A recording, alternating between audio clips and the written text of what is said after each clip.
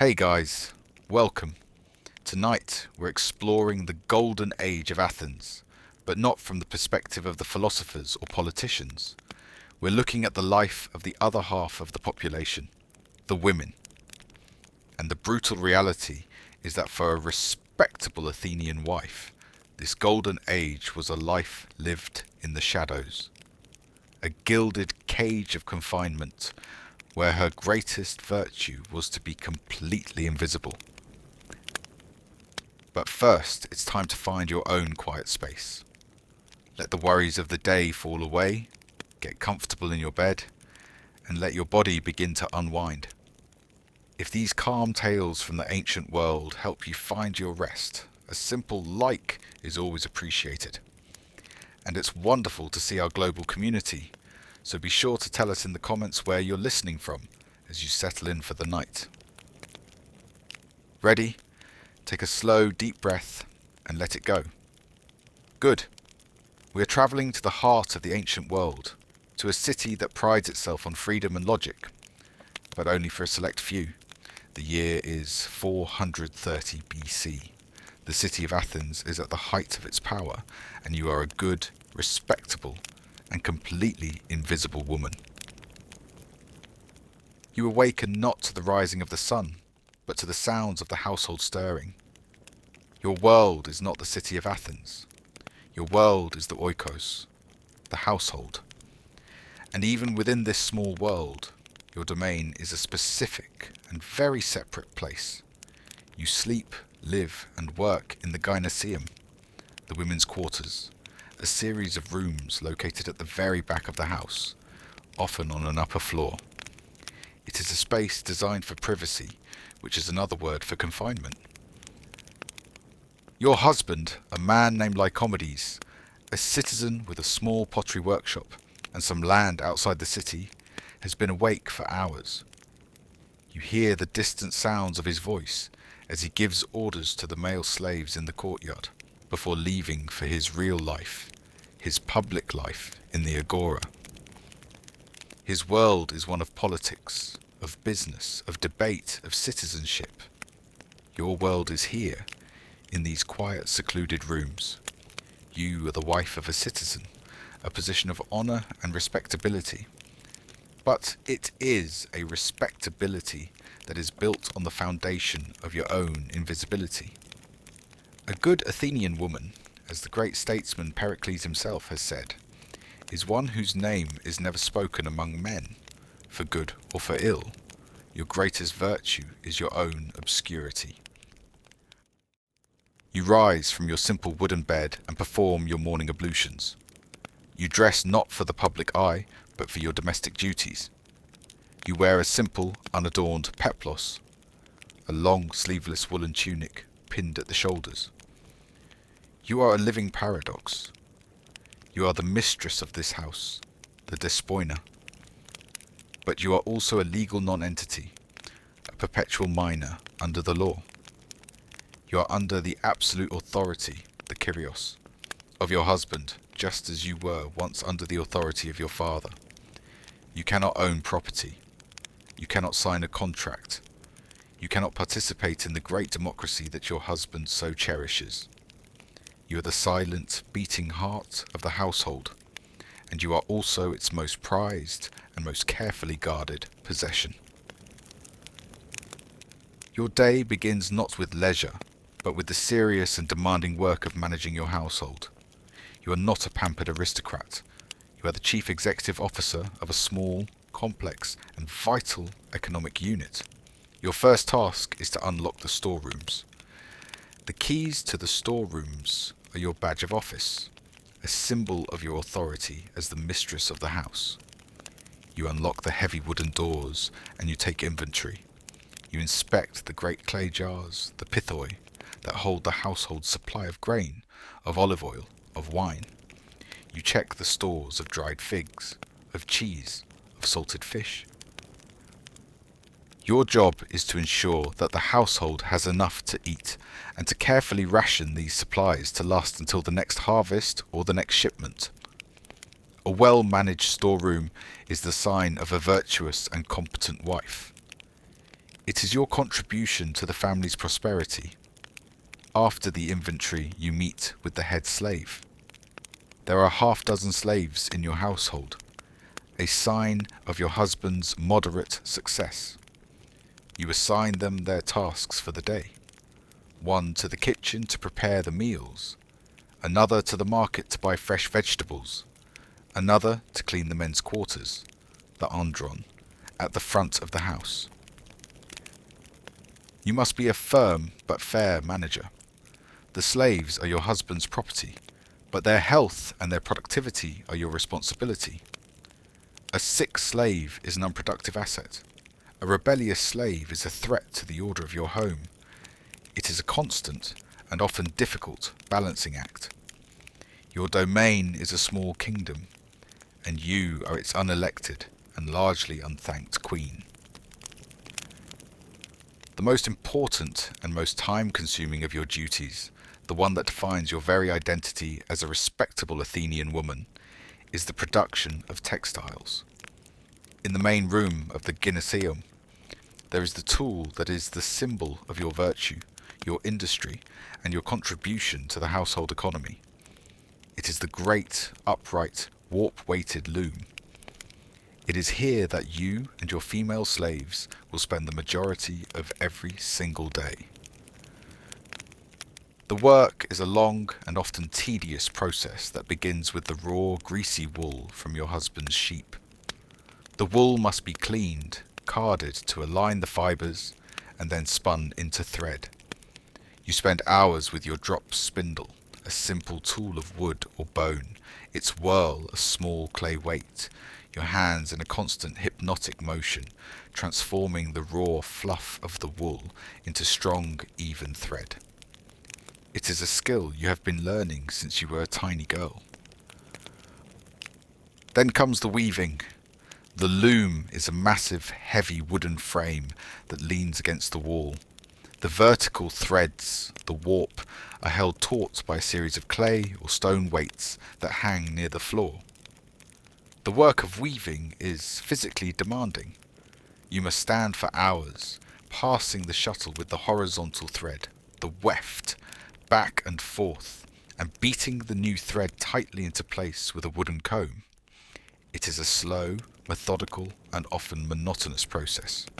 The cloth that you are creating, foot by painful foot, is the primary source of all the clothing for your family and your slaves. This is your battlefield. While your husband competes for honor in the law courts or the battlefield, your honor is won here, in the quiet, rhythmic industry of the loom. A woman who is skilled at weaving is a woman of great virtue. The cloth she produces is a tangible sign of her competence and her family's prosperity. It is a creative outlet, a place where you can express your skill in the patterns and the colours you choose. But it is also a form of confinement, a task that keeps your hands and your mind busy and safely confined within the 4 walls of your home. For a respectable woman like yourself, to leave the house is a rare and carefully managed event. The streets of Athens are the world of men, a place considered dangerous and unsuitable for a woman of good reputation. But there are a few acceptable reasons for you to venture out. One of them is a trip to the local fountain house to fetch water. While your household has a slave who usually performs this task, it is one of the few places where women from different households can gather and socialize, away from the ears of their men. Today, you decide to go yourself. You put on a clean chiton and a heavier himation, which you can pull up over your head as a veil if necessary. A respectable woman does not draw attention to herself in public. You take a large clay water pot, a Hadrian, and you walk through the streets.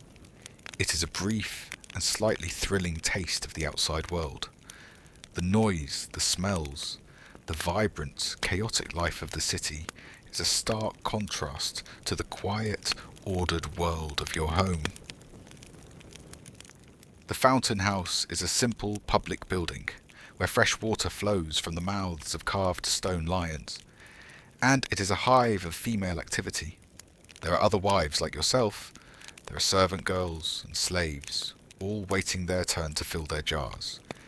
And here, the normal silent rules of female conduct are relaxed. This is your social club. You exchange news with your neighbour.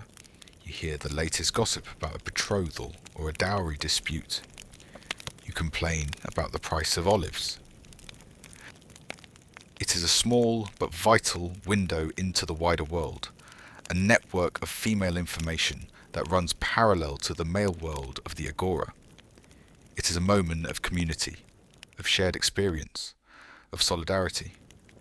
You fill your heavy pot with the cool, clear water, balance it on your head with the aid of a small cloth pad, and you begin the walk home. Your brief excursion into the public realm is over.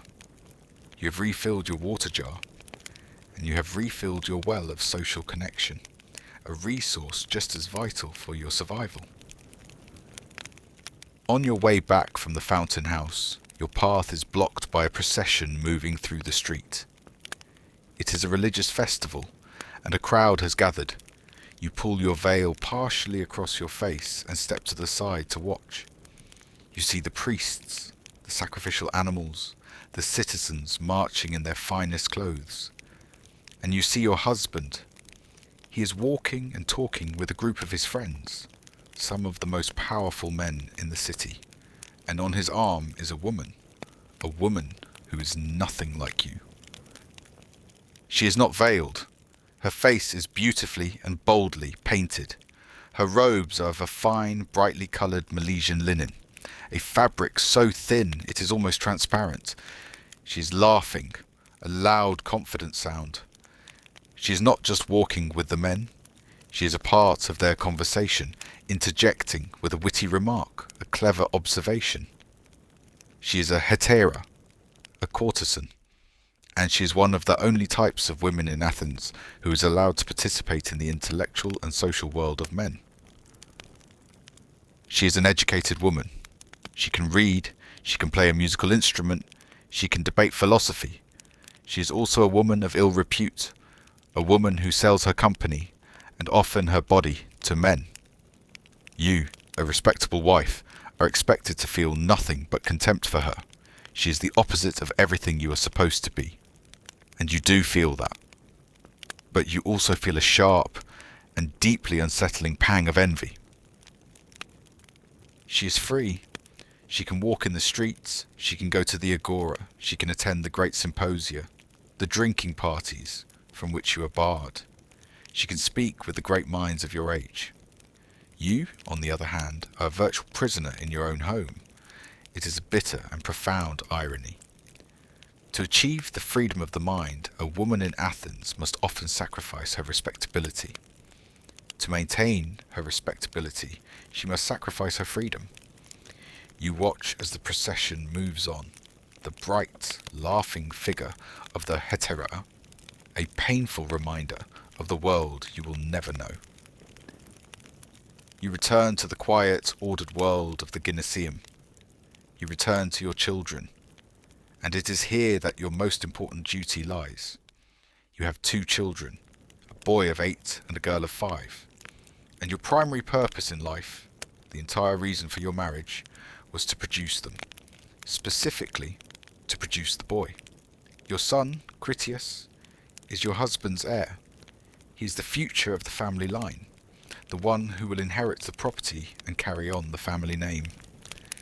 Your daughter, Philomena, has a different and much more limited destiny. Your afternoons are spent overseeing their education, and it is a starkly divided one. A private tutor comes to the house to instruct your son. He is learning to read, to write, to do basic arithmetic. He is memorizing the epic poems of Homer, the foundation of all Greek culture. Soon he will be sent to a palaestra, a wrestling school, to train his body. He is being educated for citizenship. He is being prepared for the outside world. Your daughter's education is your responsibility, and it is an education for the inside world. She will not learn to read or write. It is considered unnecessary, and even slightly dangerous, for a respectable woman to be too educated. Instead, you teach her the skills she will need to be a good wife, the same skills your own mother taught you. You teach her to spin wool. You teach her the basics of weaving. You teach her how to manage the slaves in the storerooms. But the most important lessons you teach her are the lessons of character. You teach her to be modest, to be obedient, to be silent in the company of men. You are raising her to be the perfect, invisible, and virtuous wife for a man her father will one day choose for her. You are, in essence, training your own replacement. It is a strange and bittersweet task to raise your daughter for the same gilded cage in which you have spent your own life. While you are almost entirely excluded from the political and public life of your city, there is one sphere in which you, and all the other citizen women, hold a powerful and exclusive role: religion. Many of the most important and ancient cults of Athens are the exclusive domain of women, and your participation in these religious festivals is one of the few times you are allowed, and indeed required, to leave your home and gather in public. Today marks the beginning of the Thesmophoria, one of the most sacred and most secret of these festivals. It is a 3-day ritual held in honor of the goddesses Demeter and Persephone, and it is open only to the citizen wives of Athens. Men are strictly forbidden, on pain of death, from even witnessing the secret rites. It is a rare and powerful moment of female solidarity and authority. You and the other women of your demi gather and walk in a great procession to a sacred sanctuary outside the city.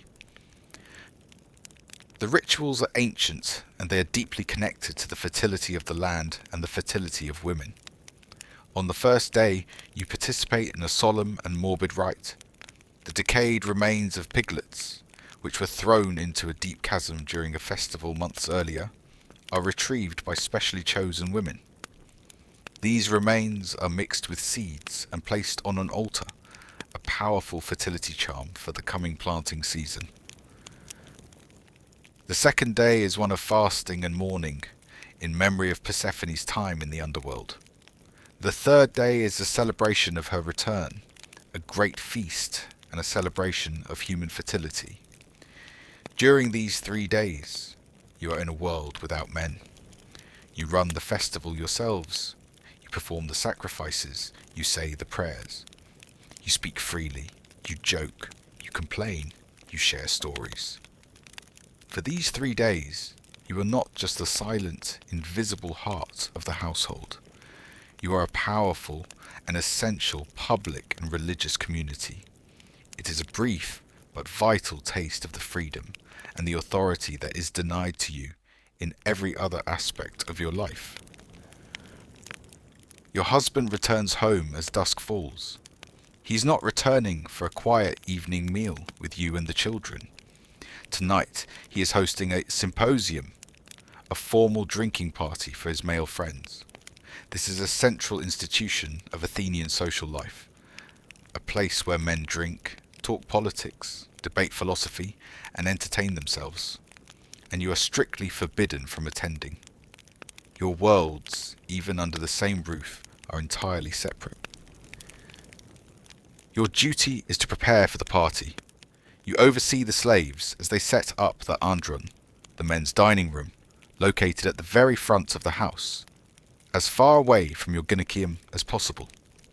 The room is arranged with couches upon which the men will recline. You ensure that the food is prepared, a series of small dishes of fish, vegetables, and honey cakes.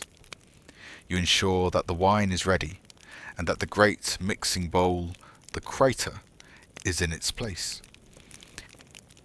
As the guests arrive, you retreat to your quarters at the back of the house. You and your children will eat your own, simple meal separately. From your secluded world, you can hear the sounds of the party in the andron. You hear the rising crescendo of the men's voices, their arguments, their laughter. You hear the sound of the kotopos game, as they flick the dregs of their wine at a target, and to hear another woman's voice. It is the high, clear sound of a flute, an aulos. Your husband has hired a flute girl for the evening's entertainment. She is not a respectable woman. She is a hired entertainer, and likely a prostitute, but she's allowed into the room from which you, the lady of the house, are barred. You sit in the quiet of the gymnasium, listening to the distant sounds of your husband's other life, a life you have no part in. The irony is a bitter one. You are the respectable one. You are the mother of his heir, but tonight you are the outsider in your own home. The symposium is finally over. The last of your husband's drunken friends has been helped out the door. The house is quiet now. Your husband is asleep. You walk quietly through your domain. You check on your sleeping children, their faces peaceful in the dim light of a single oil lamp. You walk past the loom, the great, silent instrument of your daily labour, the half-finished piece of cloths, a testament to your endless, patient work. You walk to the storerooms, their locked doors, a symbol of your responsibility. You are the mistress of this house. Your husband is the citizen, the public face, the one whose name is known in the city. But you are the one who makes his life possible. You are the manager of his wealth, the guardian of his home, the producer of his clothing, the mother of his heir. You are the anchor that keeps his world from drifting into chaos. You are utterly essential, and you are completely invisible. You look out from a small window in the gymnasium at the city of Athens, sleeping under the stars. You can just see the top of the Parthenon on the Acropolis, a pale, ghostly shape in the moonlight. It is a monument to the genius of your people, a testament to a golden age. But you know the truth. It is a golden age for men, for you and for the thousands of women like you. It is a life lived in the shadows, a quiet and often lonely life of duty, of labour, and of a profound and almost total silence. The golden age of Athens, the great birthplace of democracy and philosophy, was a world built and maintained by two distinct classes of people: the men who were its citizens and the women who were its prisoners. The respectable Athenian woman was a legal and political non-entity, her life confined by the walls of her home, her value measured by her silence and her ability to produce a male heir. She had no voice in the great debates of her time, no seat in the theatre, no place in the academy. But she was the weaver of the very fabric of society, the silent, invisible, and absolutely essential foundation upon which the great and very male experiment of Athenian democracy was built. When we think of a medieval town crier, we usually get a quaint, almost comical image. A man in funny clothes with a big bell shouting, "Oyez, oyez, 12 o'clock, and all is well." It's a charming piece of historical theatre. But the brutal reality is that the town crier was the single most important piece of civic machinery in a loud, illiterate, and chaotic world. He wasn't just announcing the time. He was the bringer of news about new taxes, plague outbreaks, and public executions, and his job often involved being the only thing standing between an angry, unwashed mob and the will of the local lord. The year is 1380. You're about to become the official bellman, the town crier of an English market town. You are the internet, the television, and the newspaper all rolled into one. And you're about to have a very, very long day. Your day begins not with the ringing of a bell, but with the creak of a heavy oak door. You are not yet the public voice of the town. You are a humble civil servant, reporting for duty at the Guildhall. The air inside is cool and smells of beeswax and old parchment. a stark, silent contrast to the chaotic symphony of the streets that is already beginning outside. You stand before the mayor and the town alderman, a council of stern-faced wool merchants and master craftsmen who run this town with an iron grip. They are the source of all official information, and you are their microphone. You are given your script for the day.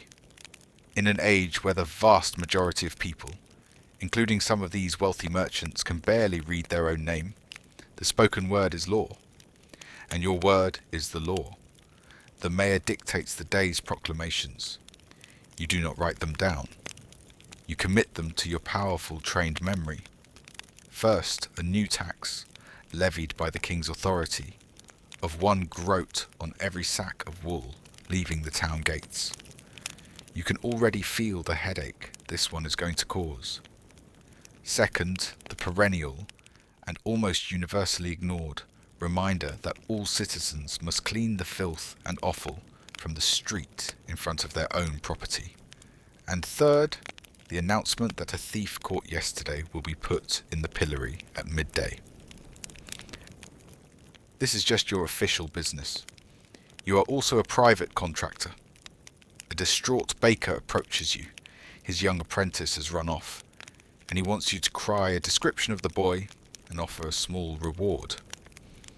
A wealthy vintner has paid the town council a handsome fee for your services to advertise a new shipment of wine. Your voice is a commodity rented out by the proclamation. You are given your livery, a sturdy coat in the town's colours, which offers a sliver of official protection, and your primary tool, a heavy, polished brass handbell. You nod, bow to the council, and step out of the quiet hall and into the noisy, smelly, magnificent chaos of your office, the town itself. Your first stop is the heart of the town, the place where all of life, in its smelliest and most vibrant form, converges. The market square. It is mid-morning, and the square is a churning, chaotic sea of humanity. The noise is a physical force, a wall of sound you have to push through. Merchants are shouting, trying to hawk their wares over the din. Farmers are arguing over the price of pigs, whose squeals add to the symphony. A blacksmith's hammer rings out from a nearby smithy. The air is thick with 1,000 smells, the earthy scent of livestock, the sweet aroma of baking bread, the sharp tang of cider, and the ever-present eye-watering stench of manure and rotting garbage that carpets the ground. This is your stage, and you must command it. You find a spot near the market cross, the traditional place for proclamations. You take a deep breath. This is a performance, and it has a ritual. First, you raise your heavy brass bell. You ring it, not with a gentle tinkle, but with a powerful clanging peal that cuts through the noise like a sharp blade. Clang, clang, clang. The crowd, conditioned by years of this sound, begins to quiet down. Heads turn in your direction. This is the sound of news. This is the sound of authority. When you have a modicum of silence, you begin the ancient cry, a phrase in the old Norman French that the law demands. Oyez, oyez, oyez. Your voice is your greatest asset. It is not a shout, but a powerful trained projection, a bellow that comes from deep in your chest, honed by years of practice to carry over the heads of a crowd. Hear ye, by order of His Majesty the King and the council of this good town, a new tax is hereby levied. You proceed to announce the details of the new wool tax. The reaction is immediate. The brief silence is replaced by a low, angry growl that ripples through the crowd. You hear shouts of robbery and damn the king's taxes. A woman selling onions shakes her fist at you. You are not the one making the law, but you are the face of it, the one delivering the bad news. You learn early in this job not to take it personally. As you finish your proclamation and ring your bell to signal the end, a clump of mud, thrown from somewhere in the crowd, splatters against your cloak. You ignore it, turn, and push your way through the grumbling mob. Never shoot the messenger, they say, but throwing things is apparently fair game.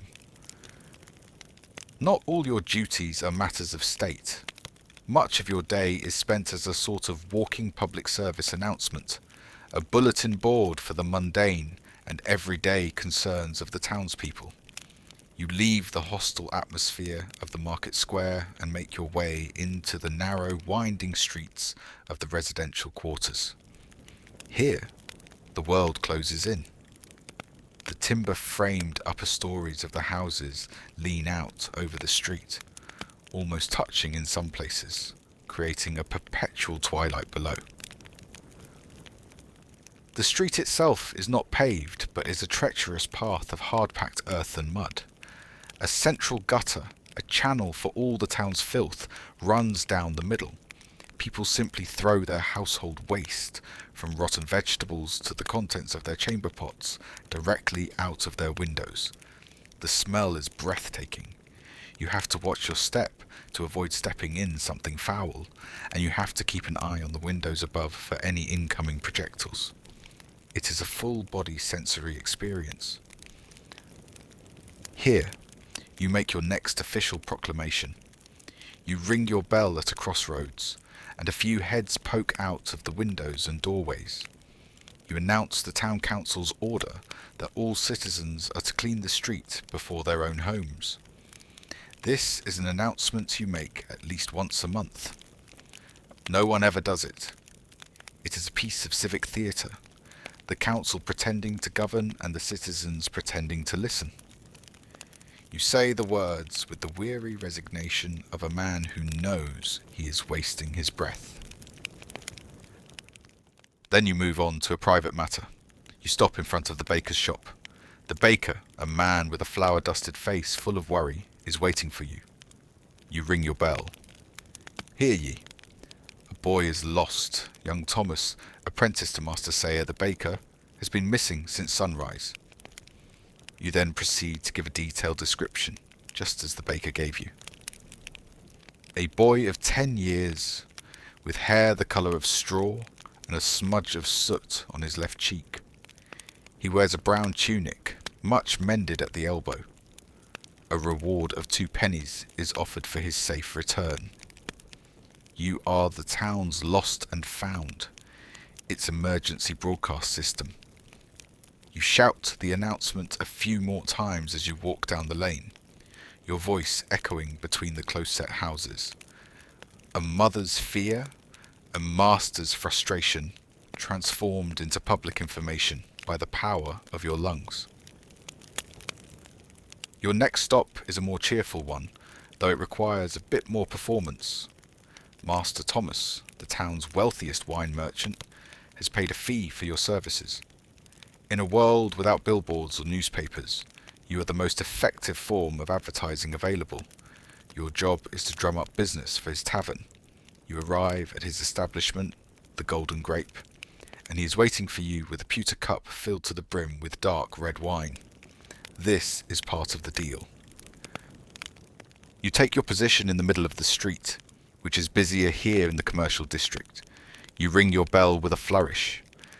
This cry is different. It is not the stern, official tone you used for the tax announcement. This is the voice of a showman. Oh yes, good people of this town. A cause for celebration. You boom, a smile on your face. Master Thomas the Vintner has this day broached a new cask, direct from the vineyards of Gascony. A wine of the finest quality, as red as a ruby and as sweet as a summer's day. The crowd, always interested in wine, begins to gather. Now for the theatrical part. You hold the cup of wine aloft for all to see. A wine to warm the heart and gladden the soul. A cure for all that ails you. You then take a long, slow, deliberate sip. You close your eyes for a moment, as if in ecstasy. You smack your lips loudly. Ah, nectar for the gods, I tell you. and a bargain at a penny, a cup at the sign of the Golden Grape. A few men in the crowd cheer and head into the tavern. The merchant gives you a satisfied nod. This part of the job always makes you feel slightly ridiculous. You are the voice of the law, the bearer of solemn news, and here you are, a walking advertisement, singing the praises of fermented grape juice. But it is an essential part of your income. The fee the merchant paid the council helps pay your wages. You're a public utility, and if the public wants to use you to sell wine, then you sell wine. You hand the empty cup back to the merchant, who refills it for you as a personal tip. You down this one more quickly, a small reward for a job well done. Not all your news is of taxes or wine. Sometimes you are the herald of fear. The mayor has given you a sombre and dangerous task. There have been reports of the great pestilence, the plague, in a poor, crowded neighbourhood near the tanneries. A doctor has confirmed it. A quarantine must be enforced.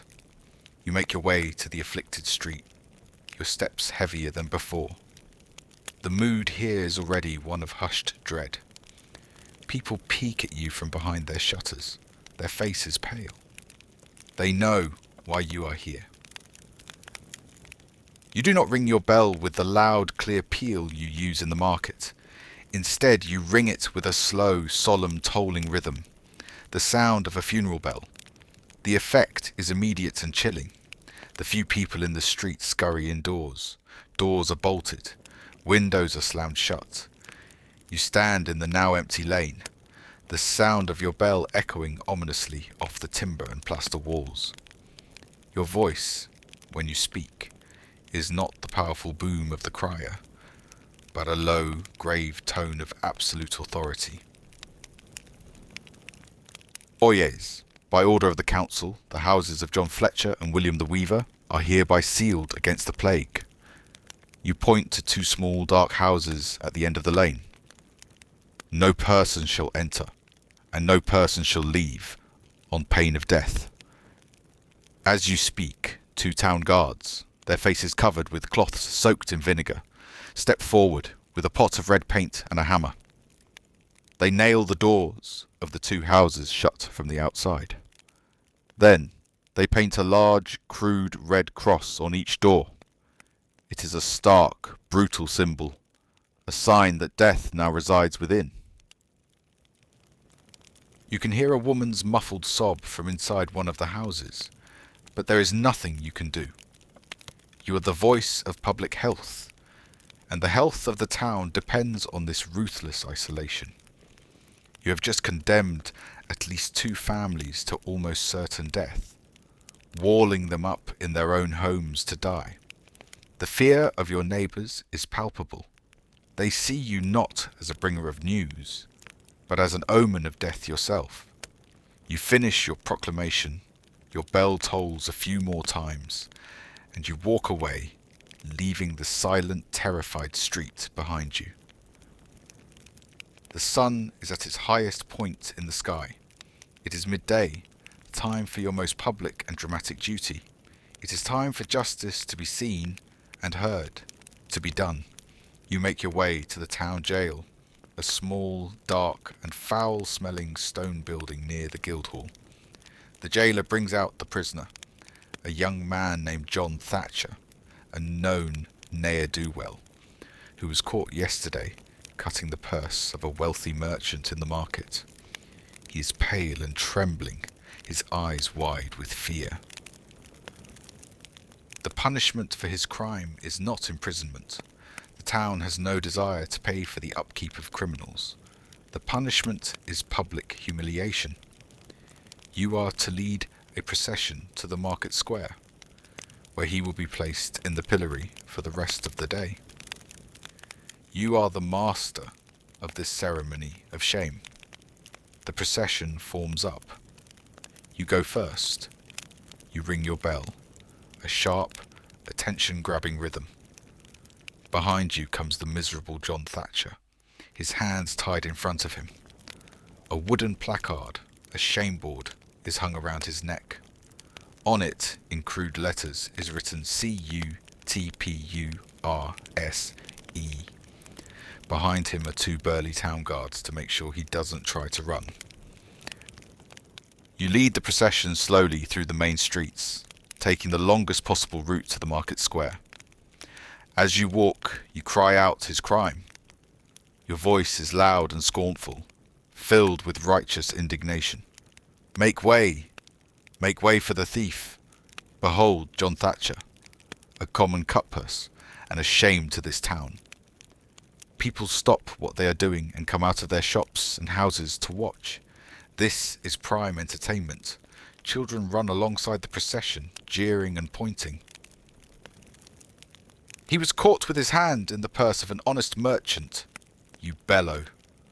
Let his shame be a warning to all who would follow his wicked path. You are not just reporting a crime. You are actively creating the narrative of justice. You are turning this one pathetic individual into a living lesson for the entire community. The law must be seen to be powerful, and you are its narrator, its voice, its stage manager. By the time you reach the market square, a large and eager crowd has gathered, ready for the main event. You arrive back at the now crowded market square. In the centre stands the pillory, a crude but effective instrument of public justice. It is a simple wooden frame on a post with hinged boards containing holes for the head and hands. It is a tool designed not to inflict physical pain, but to enforce total helplessness and invite maximum humiliation. The crowd is buzzing with a cruel, festive energy. This is better than a travelling juggler. You lead John Thatcher to the foot of the device. You ring your bell one last time for silence. Then you read the formal sentence from the town council in a loud, clear voice, listing his name, his crime, and the duration of his punishment. As you finish, the guards force the young man to bend, locking his head and hands into the wooden holes. He is now trapped, exposed, and utterly at the mercy of the crowd. Your official role in this part of the proceedings is over. Now, the community becomes the agent of punishment. The spectacle begins immediately. The crowd, which just this morning was grumbling about taxes, is now united in its righteous fury. They jeer and mock the helpless man. A woman from a nearby vegetable stall, perhaps the same one who shook her fist at you earlier, is the first to throw something. A rotten cabbage splatters against the thief's head.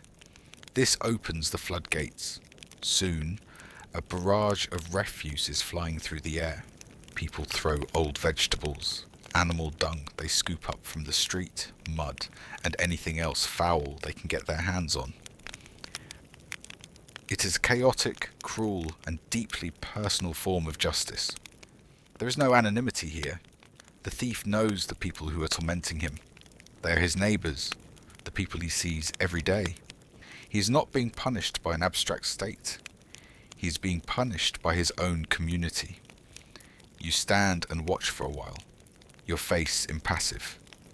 It is a grim and ugly sight, but it is the system you serve. This is what happens when the rules you announce are broken. The shame of this day will follow John Thatcher for the rest of his life, a far more effective deterrent than any prison sentence. As the sun begins to sink towards the horizon, casting long shadows across the town, you begin your final official duty of the day. The frantic energy of the market square has subsided.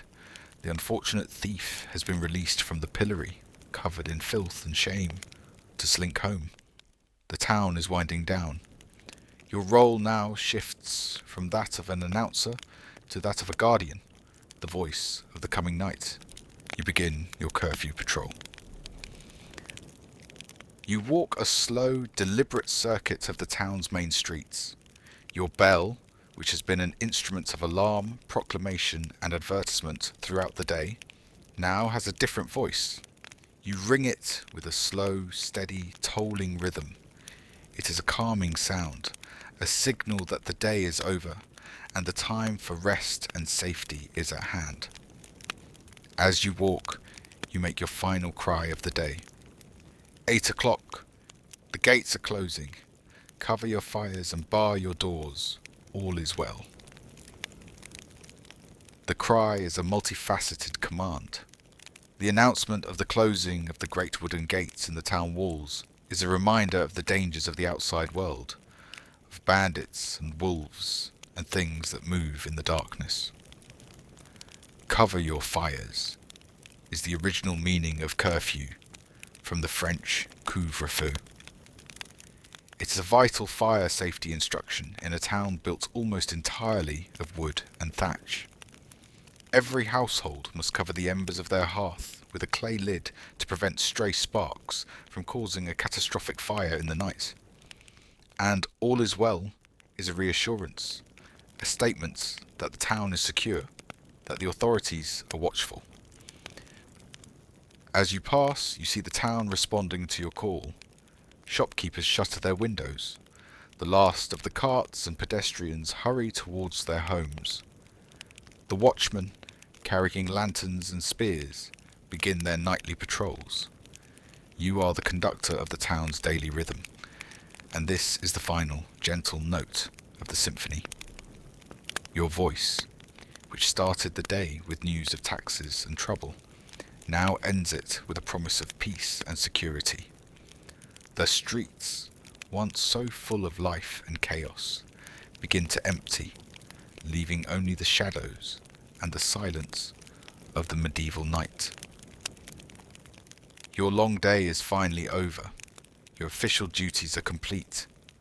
Your voice, which you have been projecting for hours, is raw and hoarse. Your arm aches from the weight of the bell, and your official cloak is still stained with mud from the market square. You are bone-tired. You make your way through the now quiet, darkening streets to your final destination, the local alehouse. Here, in the warm, smoky glow of the tavern, your role shifts one last time. You are no longer the voice of authority. You are simply a man among his neighbours. As you enter, a few patrons call out a friendly greeting. Everyone in this town knows you, and you, in turn, know everyone's business. You know who is in debt, who is cheating on their spouse, whose children are running wild.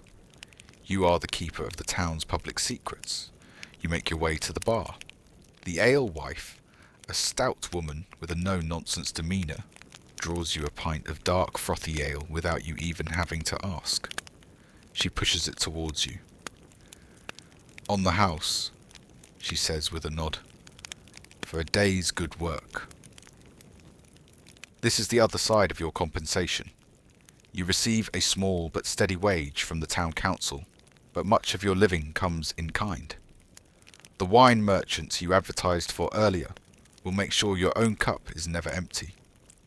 The baker whose apprentice you cried for will give you a free loaf of bread tomorrow. You are not a wealthy man, but you are a respected and essential part of the town's ecosystem. You are woven into the very fabric of its daily life.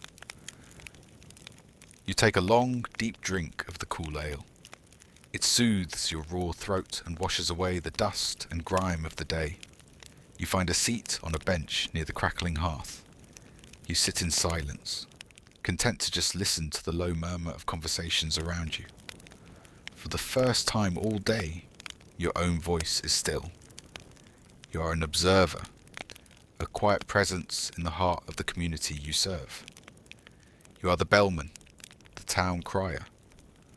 And after a long, loud day of being the town's voice, your greatest reward is a moment of peace.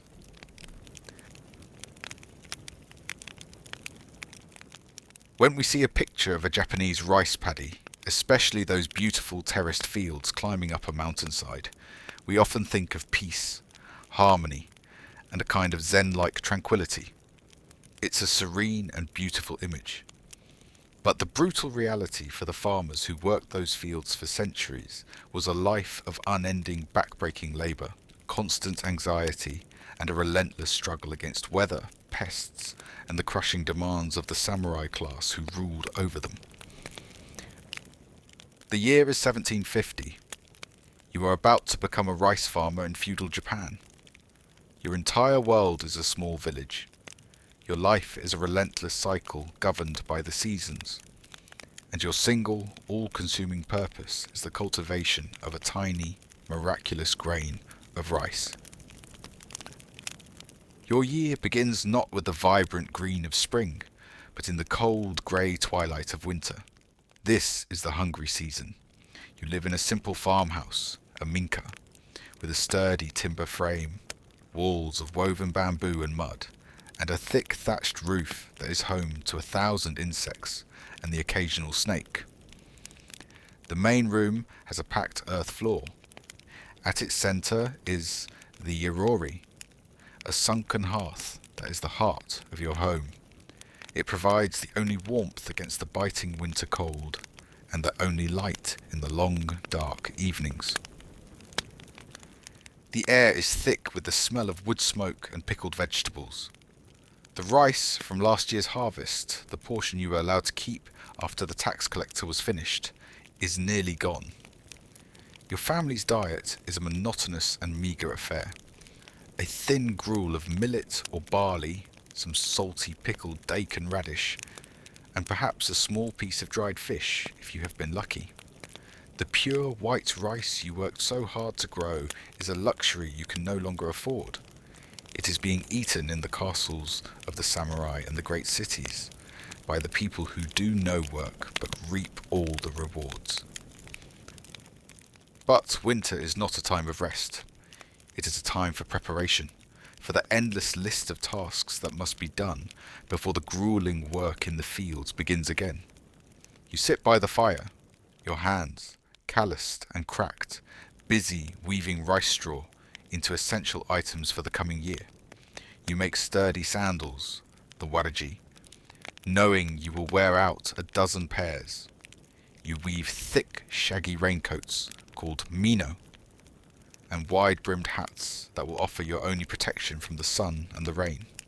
You repair your tools, the wooden plough, the sickles, the hoes, their wooden handles worn smooth by the hands of your father and your grandfather before you.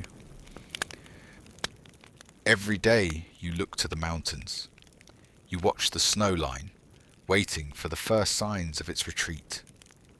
The first hint of spring is not a gentle promise of warmth and flowers. It is a warning. It is a signal from the earth that the brief respite is over, and the year of relentless, back-breaking labour is about to begin.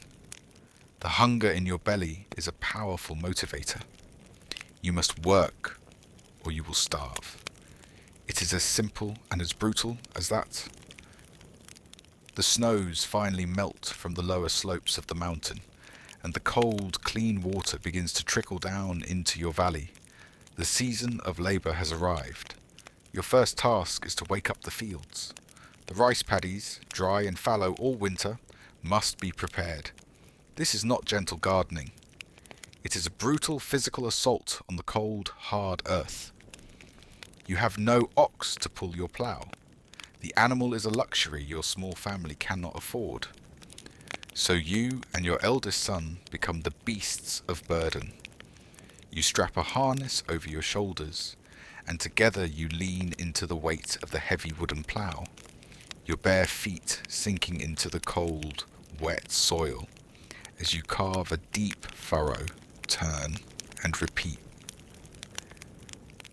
You do this for days, your muscles screaming, your breath coming in ragged gasps. The field must be turned again and again until the hard-packed earth is transformed into a soft, thick mud. At the same time, you must repair the dikes, the low earthen walls that separate one paddy from another. You walk the perimeter of your small field, patching any cracks or weak spots with heavy, wet clay. These walls are the only thing that will hold the precious water your rice will need to survive. Then comes the foulest but most essential task of all, fertilization. You take buckets of night soil, the collected human waste from your own home and the village common pits, and spread it across the fields. The stench is overpowering, a thick, sour miasma that clings to your clothes and hair. But this is the only way to return nutrients to the tired soil. It is a gift of life, however unpleasant its form. While you and your son toil in the main fields, your wife and daughters have their own crucial task. They are preparing the nursery, a small, carefully protected seedbed.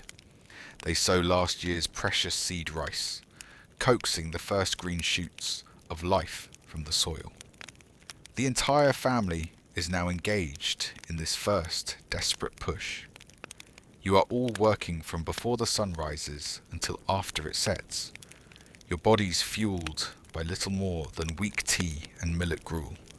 You fall into your sleeping mats each night, too exhausted to speak, your body a single throbbing ache. The cycle has begun.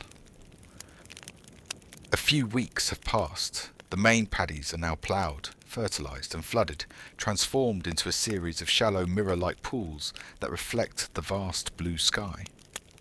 In the nursery bed, the rice seedlings have grown into a thick, vibrant green carpet of life.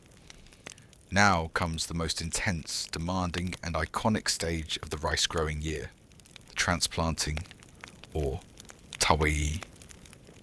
The young seedlings must be moved, one by one, from the nursery to the main fields.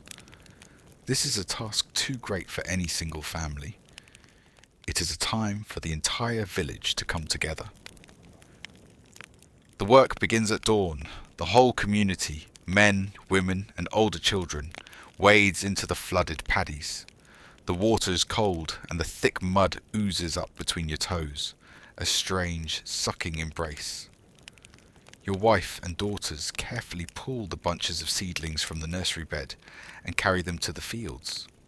Your job, and the job of every other able-bodied person, is to plant them. You spend the entire day bent at the waist, your back parallel to the surface of the water. It is a posture of pure, agonizing toil. You take a small bunch of seedlings in one hand. With the other, you push them deep into the soft mud below the water. You move backward, step by careful step, repeating the motion. Plant, step, plant, step. You must keep the lines perfectly straight and the spacing exact. A poorly planted field will yield a poor harvest. The work is a strange combination of delicate precision and brutal endurance. Within an hour, your lower back begins to scream in protest. A fiery, sharp pain that will be your constant companion for the next several days. To endure the pain and to keep a steady, efficient rhythm, the village begins to sing. An elder with a strong voice starts a tawe uta, a rice planting song. It is a simple, rhythmic call and response folk song, the verses passed down through generations. The song sets the pace for the planting. It is a song about the beauty of the rice shoots, a prayer for a good harvest, a lament about the hardness of a farmer's life. The shared voices, rising over the flooded fields, transform the individual agony of the work into a collective, communal effort. You sing along, your voice joining the others, not out of joy, but out of a desperate, shared need to simply get through the day. The rice is planted. The perfectly straight lines of vibrant green shoots stand proudly in the flooded paddies. For a brief moment there is a sense of accomplishment, but there is no time for rest. Now begins the long, hot, anxious season of summer, a 3-month-long battle to protect your fragile crop.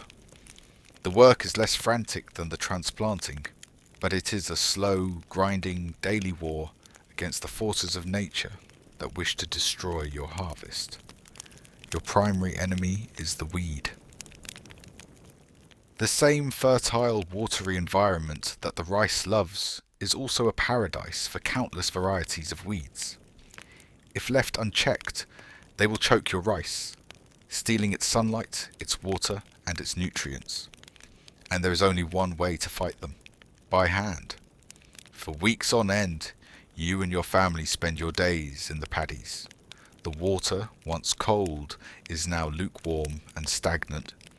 You get on your hands and knees, or shuffle through the field in a perpetual crouch, your hands submerged, feeling for the unwelcome intruders and pulling them up by the roots. It is tedious, mind-numbing, and incredibly painful work. The sun is relentless. The summer humidity is a thick, wet blanket that makes it hard to breathe. The wide straw hat on your head provides some shade, but the heat reflects off the surface of the water, cooking you from above and below. The stagnant paddy water is alive with things that bite. Mosquitoes swarm in buzzing clouds. Leeches attach themselves to your ankles and legs, and you have to burn them off at the end of the day. Alongside the weeding, you must become a master of water management. The water level in the paddies is the key to everything. Too little, and the plants will wither. Too much, and the roots will rot. Every day, you walk the dikes, opening and closing the small, simple sluice gates that connect your paddies to the village's irrigation channels. You are in a constant, silent negotiation with your neighbours over the sharing of this precious resource. A farmer upstream who takes too much water can doom the fields of those downstream. It is a delicate and sometimes tense system of cooperation. Your life is a cycle of weeding and water, of sun and sweat, of an aching back and the constant nagging worry that all this work could still be for nothing. The long, hot summer is a season defined not just by work, but by a deep and abiding anxiety. You have done everything in your power. You have ploughed, you have planted, you have weeded. But now the fate of your crop, the fate of your family's survival for the next year, is largely out of your hands. You are a gambler who has placed his only bet, and now you can only watch as the wheel of fortune spins. Your life is a constant watchful vigil against a host of potential disasters. Pests are a constant threat. One morning, you might wake to find your fields infested with leafhoppers, tiny insects that suck the life from the rice stalks. A swarm of locusts, a brown cloud of hunger descending from the hills, can devour your entire year's work in a single terrifying afternoon. Then there are the diseases, the blights and the blasts that can turn a healthy green field into a sickly, wilted brown mess in a matter of days. You walk your fields every day, inspecting the plants with the worried eye of a doctor checking a feverish patient, looking for any sign of trouble. Larger animals are also a problem. Wild boar from the forest can come down at night and root up entire sections of your paddy, destroying the dikes and trampling the precious plants. You must build crude fences and set up noisy bamboo contraptions that clatter in the wind to try and scare them away. But your greatest and most terrifying enemy is the sky, the weather. All the work of the village depends on the right amount of rain at the right time. A summer drought can dry up the irrigation channels, leaving your rice to wither under the merciless sun. But the ultimate fear, the one that haunts your dreams as the rice grows tall and heavy with grain, is the typhoon. The great wind and water storms that sweep in from the southern sea in late summer. A typhoon can unleash a year's worth of rain in a single day, causing catastrophic floods that wash away dikes and drown the fields. Its powerful winds can flatten the ripe stalks, pushing the heavy heads of grain into the mud, where they will rot. There is nothing you can do against such a force. You can only watch the sky, watch the clouds, and pray. You make extra offerings at the small village shrine, begging the local kami for protection. Your life is a fragile thing, at the mercy of forces far greater than yourself. If you have been lucky, if the pests have been kept at bay, if the rains have been kind, if no great storm has come. Then you are rewarded with the most beautiful sight in a farmer's world. The long, hot summer gives way to the cool, crisp air of autumn. The rice stalks, once a vibrant green, have turned a deep, rich gold. The heads of grain are full and heavy, bowing the stalks over in a graceful arc. The paddies are no longer mirrors of water, but a waving golden sea. It is time for the harvest that Inekari. This is the moment your entire year has been building towards. The atmosphere in the village is one of frantic, joyous, and exhausting labour. First, the paddies must be drained. You open the sluice gates for the last time, letting the water flow out, leaving behind a firm, muddy ground. Then, the cutting begins. You and your entire family enter the field, each armed with a small, serrated sickle. Once again, you're bent at the waist, but this time, the work feels different. The pain in your back is still there, but it is now mixed with a sense of hope and accomplishment. You grasp a clump of rice stalks in one hand and, with a swift, sawing motion of the sickle, cut them near the base. You lay the cut stalks down in a neat pile. You repeat the motion again and again, moving methodically through the field. The sound of dozens of sickles slicing through the dry stalks is the music of the harvest. Behind you, other family members gather the cut rice and tie it into sheaves, or bundles, using a few strands of rice straw as twine. The sheaves are then carried to long racks made of bamboo or wood, which have been erected in the dry fields. They are hung upside down over the poles, allowing the autumn sun and wind to dry them perfectly. The sight of the fields, filled with these racks of golden hanging rice, is a powerful symbol of abundance. It is a promise of a full belly and a winter of survival.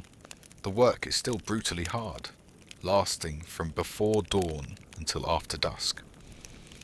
But for the first time all year, you are not just investing your labour, you are finally gathering its reward.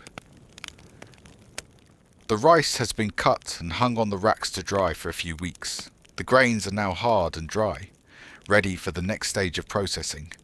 But the work is far from over. Now you must separate the precious grain from the worthless stalk. This is the threshing.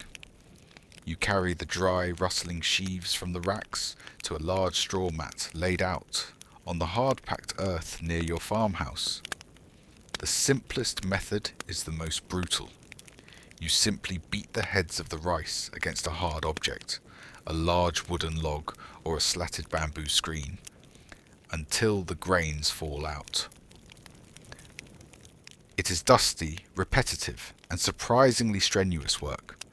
A more advanced method, if your village is prosperous, is to use a simple machine called a foot-powered thresher, a rotating drum with a metal teeth that combs the grains from the stalk. After hours of this, you have a large pile of what looks like rice, but is actually still encased in its inedible husk. This is then gathered into wide, flat bamboo baskets for winnowing. You or your wife will stand in the wind, tossing the grain into the air. The wind, if it is steady, will carry away the lighter husks and chaff, while the heavier grains fall back into the basket. Finally, after all these stages, you have your reward, a beautiful growing pile of golden brown rice, the fruit of an entire year of suffering and toil. This is the wealth of your family, the key to your survival. But it is not yours, not yet, because now comes the most dreaded and humiliating day of the year. You see a small procession coming down the path to your village. It is the samurai tax collector, accompanied by a few armed attendants and several men with empty sacks and wooden measuring boxes. He is here for the Lord's share, and the Lord's share is the lion's share.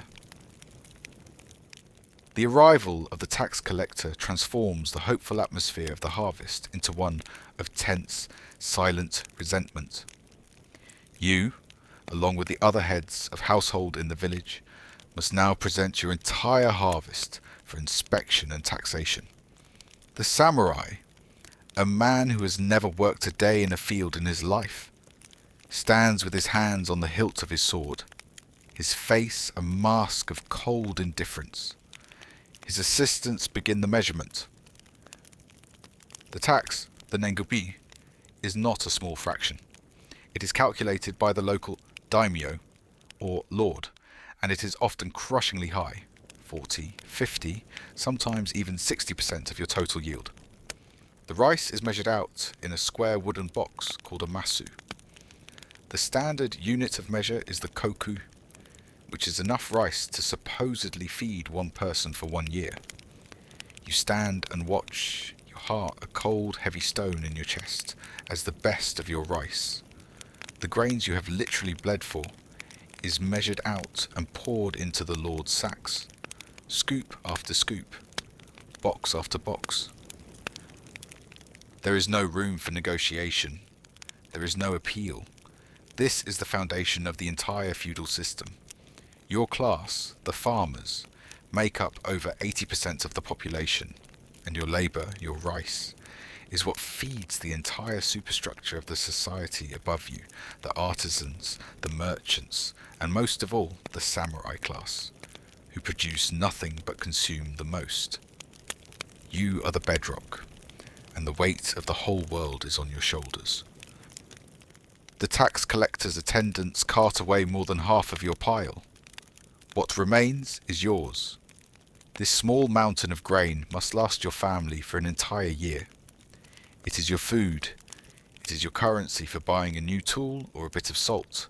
And, most importantly, it contains the seed you will need to plant for next year's crop. You bow your head low as the samurai, and his procession depart. You do not show your anger. You do not show your despair. You simply bow. Survival depends on it. The tax collector is gone. The heavy sacks containing the best part of your life's work for the past year are on their way to the Lord's castle. A quiet, sombre mood settles over the village. But tonight, for one night, there is a reason for celebration. Tonight, your family will have its first meal of the new harvest. This is the most important meal of the year. Your wife takes a portion of the newly harvested rice. She hulls it, using a wooden mortar and pestle to remove the brown husk, and then polishes it, revealing the gleaming white grains within. She washes it with a reverence usually reserved for a sacred ritual.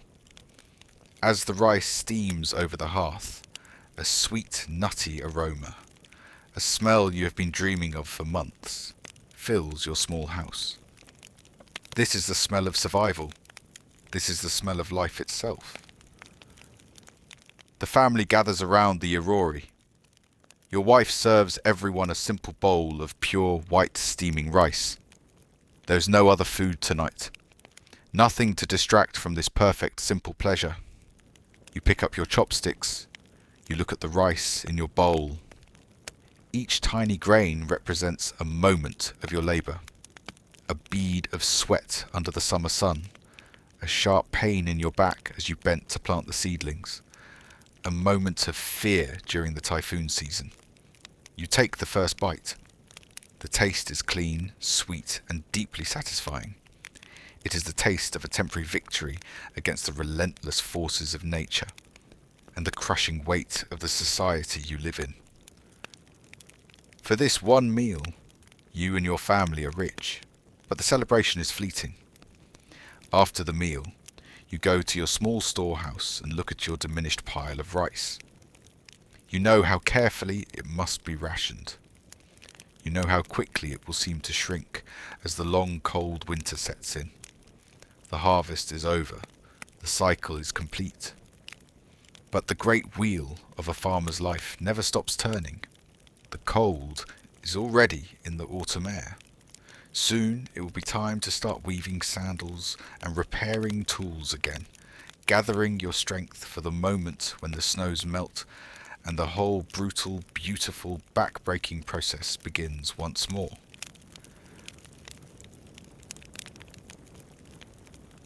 When we think of the Roman Empire, we often think of its unstoppable expansion, of legions marching ever forward. But what happens when an empire decides to stop? Tonight, we're looking at one of the most incredible monuments of the ancient world, and a symbol of that very decision. Hadrian's Wall. We see it today as a beautiful, romantic stone wall winding through the English countryside. The brutal reality is that it was a massive, multi-layered military zone, built through the back-breaking labour of thousands of soldiers, in a cold, hostile land, as a stark and permanent declaration that the age of conquest was over. We are travelling to the northernmost edge of the Roman world, a land of mist, rain and rebellion. The year is 122 AD. You are a Roman legionary, and the Emperor himself has just given you a new and very long assignment. The news of the Emperor's arrival spreads through your fort at Eboracum like wildfire. The Emperor Hadrian, the master of the Roman world, is coming here, to the miserable, damp island of Britannia. His visit is not a social call. It is a fundamental shift in imperial policy. For decades, your legions have been fighting a bloody, inconclusive and incredibly costly war against the tribes of northern Britain, the Picts and their allies. You have pushed forward, retreated, built forts and abandoned them. Now, Hadrian has arrived with a new and deeply unsettling idea. He is a man known for his love of architecture and his pragmatism, and he has decided that the empire will expand no further. He has decided to build a wall, a permanent physical barrier, a limbs, that will run for 73 Roman miles, from the shores of the Solway Firth in the west to the mouth of the River Tyne in the east. It will be a definitive statement, written in stone and turf upon the very landscape. This far and no further, the world of civilization ends here. For you, a seasoned legionary of the 6th Victrix, a legion newly transferred here with the Emperor, the news is met with a collective, weary groan. This does not mean peace. It means work. A construction project of a scale that is almost impossible to comprehend. You are a soldier. You signed up for the discipline, the steady pay, and, if you were lucky, the glory of battle. You did not sign up to be a stonemason. But in the Roman army, you do not get a choice. The Emperor has decreed it. You are now a builder. You are marched north, to the thin neck of land that has been chosen for the wall's route. The first task is to survey the line.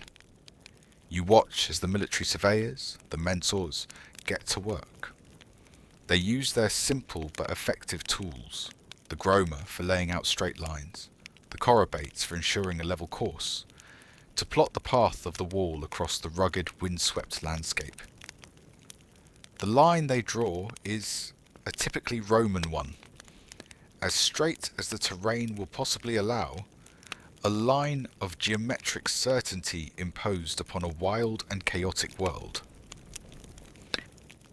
Then your work begins, and it begins, as almost all Roman construction projects do, with digging. You are part of a century, a unit of 80 men, and you are assigned a specific length of the line. Your centurion marks out the dimensions on the ground. Your task is to excavate the foundations for the wall and to dig the great V-shaped defensive ditch that will run along its northern face. You trade your sword for a dolabra, the legionary's pickaxe, and you get to work. The soil is rocky and wet. The weather is a constant miserable drizzle. But you work with a brutal efficiency. The Roman army is a machine, and you are one of its interchangeable parts. You dig until your back screams, until your hands are a mass of blisters. The earth is removed in wicker baskets, passed up a line of men, and dumped to the side. Behind you, another team is laying the foundation, a deep trench filled with clay and rubble. It is a scene of relentless, organised and deeply monotonous labour. This is the new face of Roman power, not the quick, sharp violence of the sword, but the slow, grinding and permanent violence of construction. Your cohort is assigned to the western section of the wall, and here the building material is not stone. The local geology does not provide enough good quality building stone, so the decision has been made to build this entire 30-mile stretch of the wall out of turf. It is a material you are familiar with from the construction of your temporary marching camps, but you have never used it on this scale. The turf wall is to be a massive rampart, nearly 20 feet high and 20 feet wide at its base. The work is a masterpiece of sod cutting. You and your comrades, with your sharp iron spades, cut tens of thousands, millions of identical turf bricks from the surrounding meadows. Each one is a standard Roman foot and a half long, a foot wide, and 6 inches deep. They are heavy, damp, and unwieldy. You then begin the slow, methodical process of building. You lay the turf bricks in overlapping courses like a great stone wall, but with the grass side down. The result is a surprisingly stable and very thick wall of earth and grass. It is a different kind of labour from stonework. It is quieter, softer. The only sounds are the slice of the spades into the earth and the grunts of the men as they lift the heavy sods into place. But it is just as demanding. And you know, even as you build it, that it is not permanent. A wall of earth in this relentlessly damp climate will begin to slump and erode in a matter of years. It is a temporary solution, a massive expenditure of effort for a structure that is already beginning to decay. It is a lesson in the realities of the frontier, a place where you must work with the materials you have, not the ones you wish you had. After a season of working on the turf wall, your legion is rotated to the eastern sector. Here, the wall is to be a far more permanent and imposing structure. It is to be a wall of stone, and your first task is to provide the raw materials. You are marched to a nearby outcropping of hard grey whinstone, and you become a quarryman. The work is loud, dusty, and dangerous. You work in teams, using iron wedges and heavy sledgehammers to split the great boulders from the rock face. Other teams are tasked with shaping the quarried stone into rough but standardized building blocks. It is not the fine, precise masonry of a temple in Rome. This is military construction. The stones are to be functional, not beautiful, but they must be strong. You work under the constant watchful eye of your centurion. The Roman army is a culture of accountability. Each century is responsible for quarrying, building, and finishing its own assigned length of the wall. And to prove it, your centurion, a man with a surprising artistic flair, carves an inscription into the face of the quarry. A centurial stone. It depicts your century's emblem, a running boar, and a simple inscription, the century of Flavius Secundus. It is a mark of pride, a permanent record of the work you have done. These small, rough carvings will be found by archaeologists 2,000 years in the future, a humble testament to the individual men and the units who built this immense anonymous structure. You are not just a labourer, you are a Roman soldier, and your work is your legacy. Even here, in the cold, grey mud of Britain, you are leaving an indelible and very Roman mark upon the world. You have been working on the wall for over a year now. A long 10-mile section of the stone wall's foundation and its first few courses has been completed by your legion. The work has been grueling, but you have found your rhythm. And then the orders change. A dispatch arrives from the provincial governor. The emperor or his architects have had a change of heart. The original plan called for a wall that was 10 Roman feet wide, the broad wall. The new plan calls for a wall that is only 8 feet wide, the narrow wall. The reason is simple. It will be faster to build. The result for you is a feeling of profound and deeply frustrating absurdity. You must now continue to build the narrow wall on top of the broad wall foundation you have just spent a year laying. This leaves an awkward, offset ledge on the southern side of the wall. It is an ugly, inefficient, and deeply unsatisfying compromise. But your job is not to question the Emperor's plans. Your job is to obey. But the changes do not stop there.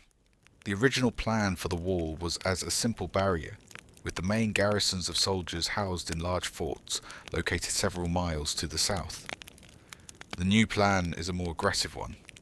The great forts are to be built directly on the line of the wall itself, projecting out to the north. This means that the long, perfect stretch of wall that your century just finished building must now be demolished. You cannot describe the feeling of weary resignation that settles over your unit. You have spent months of your life, in the wind and the rain, building this section of the wall, stone by heavy stone, and now you must tear it down. It is a brutal lesson in the nature of your service. Your labour is not your own. Your creations are not your own. You are simply a tool, an instrument of the imperial will, and that will can be fickle and contradictory. So you take up your hammers and your crowbars, and you begin the soul-crushing work of undoing your own hard labour. With the offending section of your own wall now demolished, the work of building the new fort begins. While the wall itself is a relatively simple structure, a Roman fort is a masterpiece of standardized functional architecture. And in addition to the 16 large forts that will be the main bases for the legions, the wall is to have a series of smaller, identical fortlets, spaced at a distance of 1 Roman mile apart. These are the mile castles, and your crew is assigned to build one. It is a microcosm of the entire wall project. First, the stonecutters and masons build the high, square outer wall with its rounded corners. Inside this wall, a small but complete military base is constructed. You and the other legionaries, who are now acting as carpenters and roofers, build the interior buildings. There are 2 small barrack blocks, enough to house a garrison of perhaps 50 men. There is a small granary, a cookhouse, and a latrine. The most important feature of the Mile Castle is its great double-gated gateway, which passes through the wall itself. This is the real purpose of these structures. The wall is not an impermeable barrier. It is a line of control. These gateways will be the official crossing points, the checkpoints, where traffic, trade, and local people can be monitored and, more importantly, taxed. You work with a surprising speed and precision.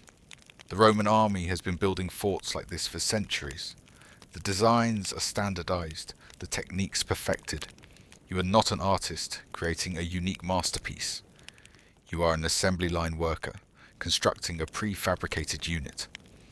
And in a matter of a few months, the Mile Castle is complete. A small, sturdy, and entirely functional bastion of Roman order in the middle of the wilderness. The work on the Great Wall continues, but at the same time another, even stranger, construction project is beginning. A few hundred feet to the south of your new stone wall, a second massive earthwork is being excavated. This is the vallum, and for you and your fellow soldiers it is a source of constant grumbling and profound confusion. The vallum is a huge, flat-bottomed ditch, about 20 feet wide and 10 feet deep, and it is flanked on both sides by high, wide mounds of earth. It is a massive undertaking, a feat of earth moving almost as impressive as the wall itself. But what is it for? The Great Stone Wall, with its northern ditch, is clearly a defensive barrier against the unconquered tribes of Caledonia. But the vallum faces south. It faces your own province. It is not a defensive structure. A flat-bottomed ditch is useless for stopping a charge. It seems to be a line drawn in the sand, a boundary marker. The purpose, as the engineers explain it, is bureaucratic, not military. The vallum marks the southern edge of the military zone. The land between your stone wall and this new ditch is a high security area, and no man's land for civilians. The vallum is a line of control. It is designed to channel all civilian traffic to the official crossing points at the great forts, to prevent smuggling, to stop unauthorized contact with the tribes to the north. It is, you realize with a sense of grim, world-weary humour, a piece of imperial red tape, made manifest in the form of a 10-mile-long, 20-foot-wide ditch. It feels like you are building a fence to keep your own sheep from wandering too close to the wolves, and you are not sure who is supposed to be the sheep and who are the wolves. After nearly a decade of relentless construction, the Great Wall is finally more or less complete. The age of building is over. Now the age of garrison duty begins, and with it a new and formidable enemy: boredom.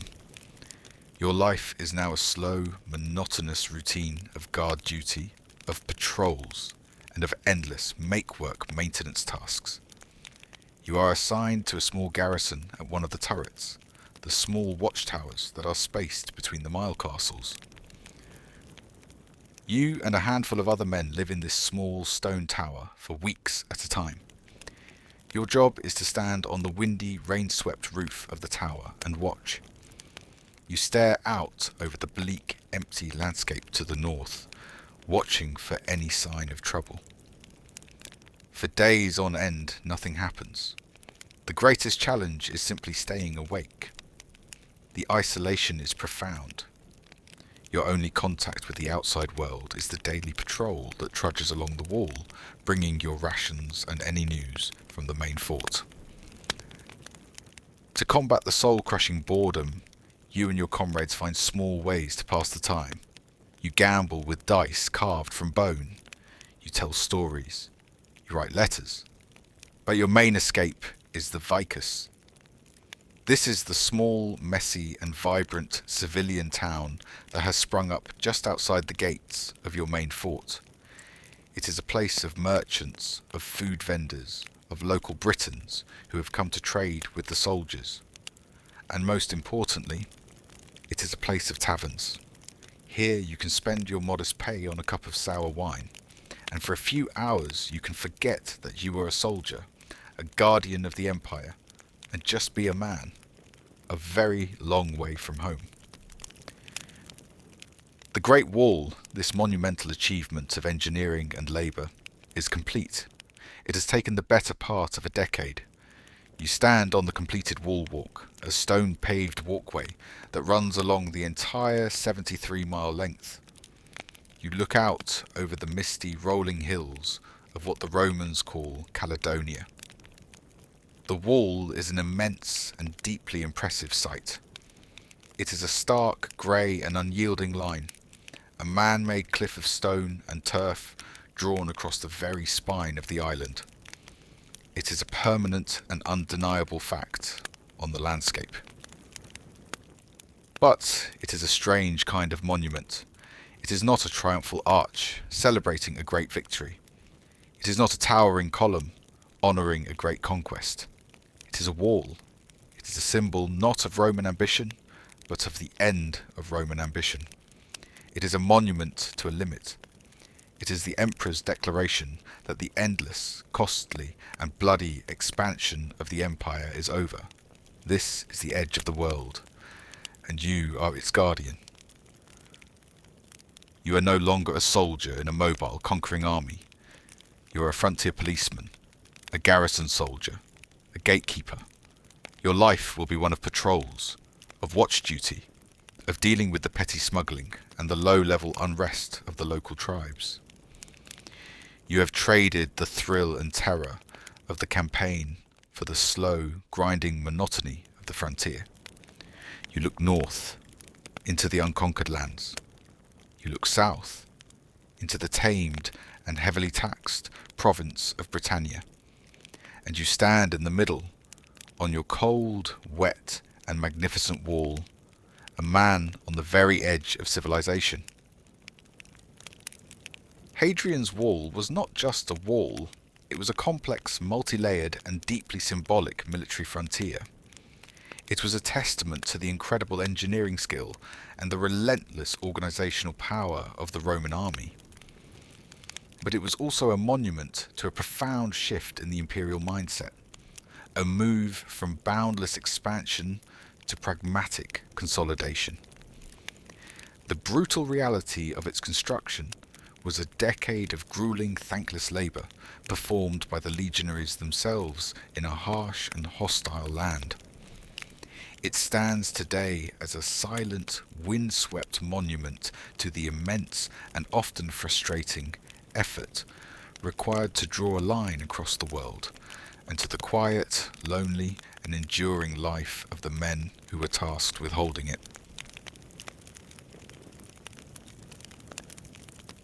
We all know the Vikings were incredible explorers. They crossed the savage North Atlantic to colonize Iceland and Greenland, and even reached North America 500 years before Columbus. We picture these fearless seafarers, guided by instinct and the gods. But the brutal reality is that they accomplished these amazing feats of navigation without the tools we'd consider essential. No magnetic compass, no sextant, no GPS. They sailed into the vast, grey, featureless expanse of the ocean with little more than a wooden disc, a piece of crystal, and a terrifyingly profound understanding of the natural world. The year is 985 AD. You're about to step onto the deck of a Viking ship. You are the navigator, the master of the sea road. And the lives of every person on this boat depend on your ability to find a tiny speck of land in 1,000 miles of cold, unforgiving ocean. The journey begins with the taste of salt and the smell of pine tar. You stand on the deck of a Crier, a sturdy merchant ship, its broad belly filled with barrels of grain, iron tools, and a nervous collection of sheep and cattle. This is not a sleek, dragon-headed warship. It is a workhorse, a vessel designed to carry life and the materials of a new life across the sea. You are leaving your home fjord in western Norway. The familiar green hills, dotted with farmsteads, are slowly receding. A crowd of family and friends stands on the shore, their forms shrinking with the distance. You are the navigator, the leiðarmaður, the leader of the way. The captain is the master of the ship and the crew. But you are the master of the voyage. The lives of the 30 souls on this vessel, hopeful settlers, their children, and the rough, seasoned crew, are now in your hands. Your destination is Iceland, a journey of nearly 1,000 miles across one of the most treacherous stretches of ocean in the world. You have made this journey before, but the fear never truly leaves you. The North Atlantic does not forgive mistakes. As the last familiar headland dissolves into the hazy grey of the horizon, a profound and unnerving silence settles over the ship, broken only by the cry of the gulls, the creak of the timbers, and the rhythmic slap of the waves against the hull. You have left the world of landmarks behind. From this moment on, your only map will be the sky above and the sea below. You feel the weight of 30 pairs of eyes on you. They trust you. They believe you know the secret paths across this vast wilderness of water. You just hope that they are right. You look west towards the empty horizon and take a deep breath of the cold, clean air. The sea road is open. Your most important tool is one of brilliant, elegant simplicity. It is your sun compass. You pull it from its protective leather pouch. It is a simple disc of polished wood, perhaps ash or oak, about the size of a dinner plate. In the centre is a hole where you have fixed a vertical pin, the gnomon. Around the edge, you have carved a series of intricate lines and runes. It is not a magnetic compass. That device will not reach these shores for another 2 centuries. Your compass works only with the sun. It is a sun clock, a calendar, and a GPS all rolled into one, powered by a shadow. The key to your journey is a concept known as sailing the latitude. Before you left your home port in Norway, you spent a day marking the journey of the sun's shadow on this very disk. The crucial mark is the one you made at noon, when the sun was at its highest point in the sky and the shadow was at its shortest. You have carved a deep, confident line into the wood to mark the exact length of that midday shadow. This line is your lifeline. The latitude of southern Iceland is almost identical to that of your home port. So, in theory, if you can keep the midday shadow of your gnomon falling on that exact line every day, you know you are staying on the correct latitude. You are not sailing towards a point, you are sailing along a line. Each day, as the sun climbs towards its zenith, the tension on the ship grows. The crew knows how important this moment is. You place the compass on a level surface, a specially made stool or a sea chest, and watch the shadow of the pin shorten. The helmsman keeps the ship steady. You watch the shadow creep closer to your carved line. A little more to the north, you might shout, and the helmsman adjusts the rudder. The goal is to have the tip of the shadow fall perfectly on your line at the precise moment it begins to lengthen again. When it happens, a collective sigh of relief seems to run through the crew. You have found your path for the day. You know your heading is true west. It is a remarkably effective system, but it has one profound, terrifying weakness. It is utterly, completely dependent on seeing the sun at midday. And in the North Atlantic, a clear sky is a rare and precious gift. For the first few days, the journey is one of routine, discomfort, and profound monotony. Life aboard the Crier is a brutal lesson in endurance. There are no cabins, no shelters from the elements. You and everyone else on board live, eat, and sleep in the open central portion of the ship, huddled between the barrels, the livestock, and the coiled ropes. The North Atlantic wind is a constant biting presence, and the sea spray, cold as ice, finds its way into everything. Your thick woolen cloak is perpetually damp, and a deep, unshakable chill seems to have settled in your bones. You sleep when you can, curled up in a leather sleeping bag, your body wedged against a sea chest to prevent you from rolling with the ship's constant lurching motion. The sounds of the voyage become your world. The groaning of the wooden hull as it flexes in the waves, the sharp crack of the woolen sail as it catches the wind, the lowing of a nervous cow, and the quiet, rhythmic snores of the sleeping crew. The smell is a thick, inescapable blend of wet wool, pine tar, bilge water, and nervous livestock. The food is as monotonous as the endless grey waves. Your diet consists of dried cod, hard as a piece of wood, which you have to gnaw on for an hour to make it edible. There is also hard bread, a dense, dry biscuit that is often infested with weevils, and a type of sour, fermented butter stored in a wooden cask. You wash it all down with stale, lukewarm water from another barrel, trying not to think about what might be growing in it. Seasickness is a constant companion for the new settlers. Their faces are pale, sickly green as they huddle by the gunwale. The crew, thankfully, is mostly immune, but everyone is worn down by the sheer grinding misery of it all. The days blur into one another. A a succession of grey skies and grey seas. You are a tiny, fragile world of wood and wool, a speck of life in an immense, indifferent ocean.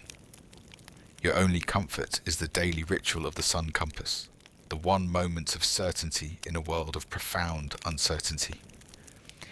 But on the morning of the 5th day, you wake to a new and terrifying reality. The sun is gone. You wake to a world of silent, swirling grey. A thick, wet, and utterly disorienting fog has descended upon the ship in the night. The horizon, your one constant visual reference, has vanished. The world has shrunk to a circle of a few dozen feet. The sea, the sky, everything is the same uniform, featureless grey. The sounds on the ship are muffled, deadened by the thick air. Even the familiar creak of the mast seems strangely muted. This is the state that the sagas speak of with a special kind of dread. It is the Hafsvilla, to be bewildered at sea, to be utterly and hopelessly lost. A cold, sharp fear, different from the simple chill of the sea spray, begins to settle over the crew. They try to hide it with gruff jokes and busy work, but you can see it in their eyes. They are looking at you. You are the navigator. You are the one who is supposed to know the way. But you are just as blind as they are. The sun, your only reliable guide, has been completely swallowed by the fog.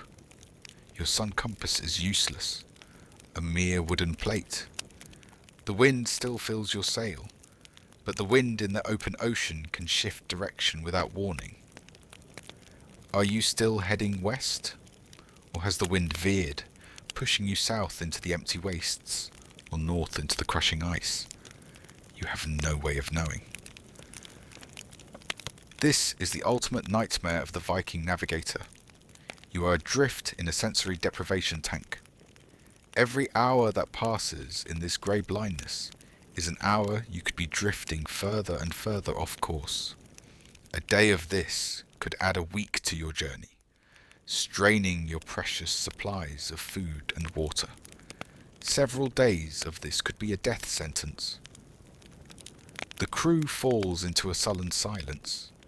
The settlers huddle under their cloaks, their faces pale with a terror they no longer try to conceal.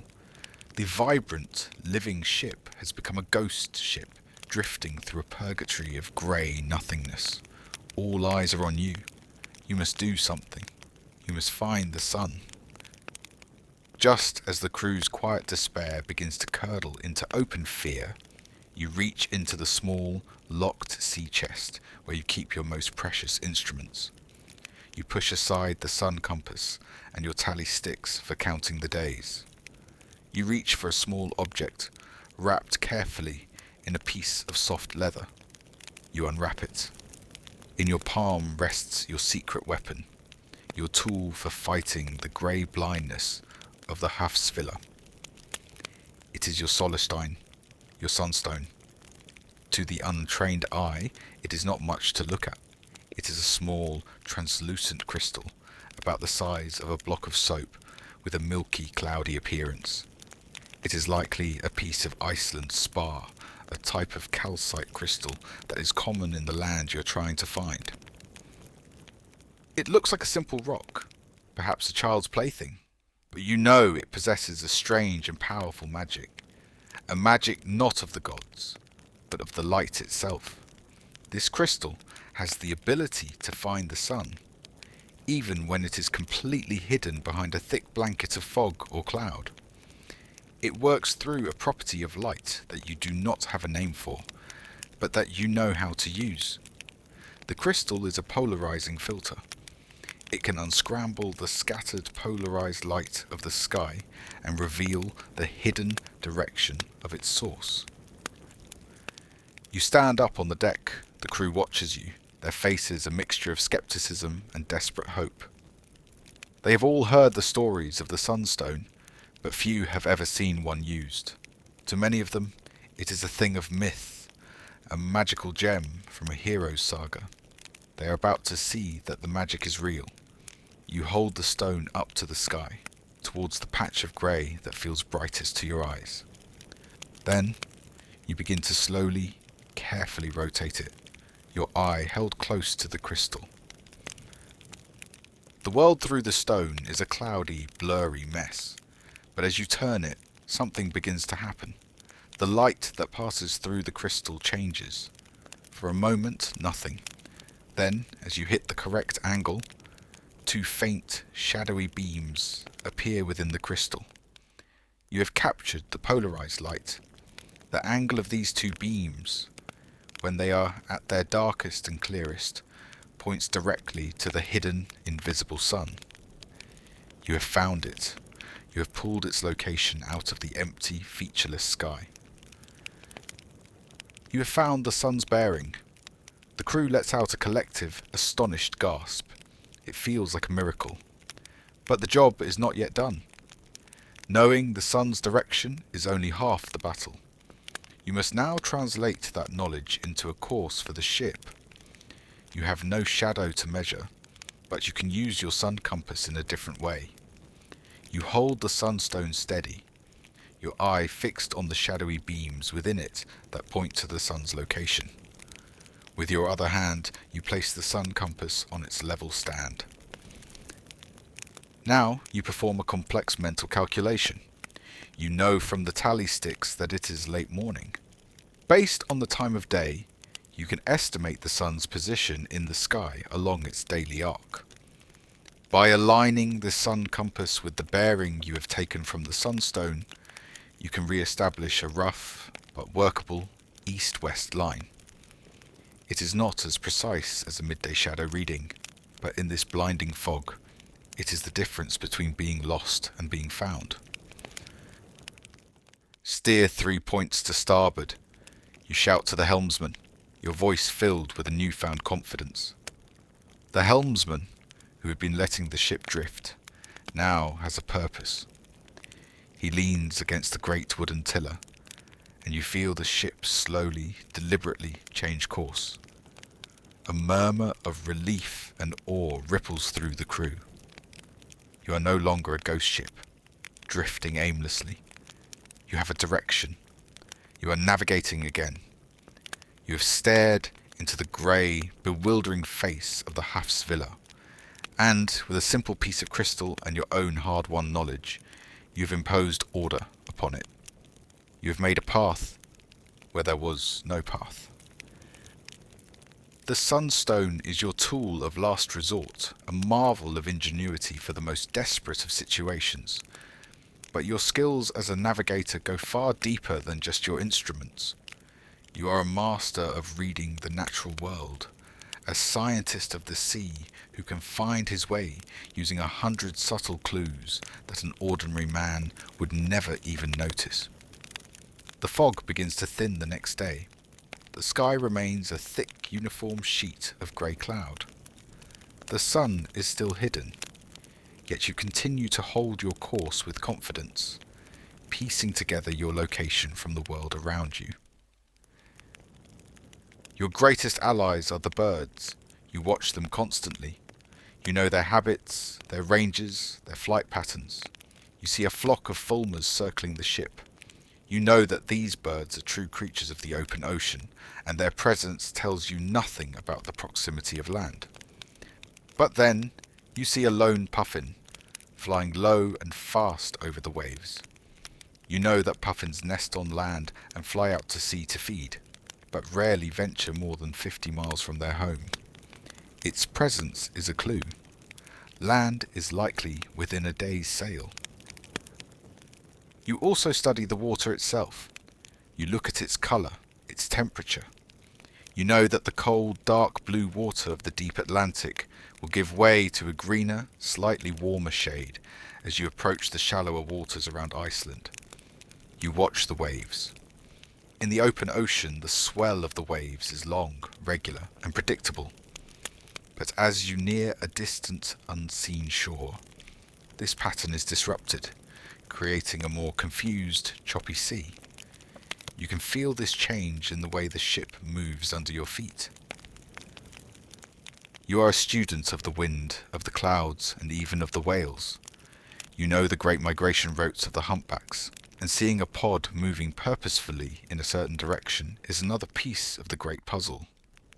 You are not just a man with a compass and a crystal.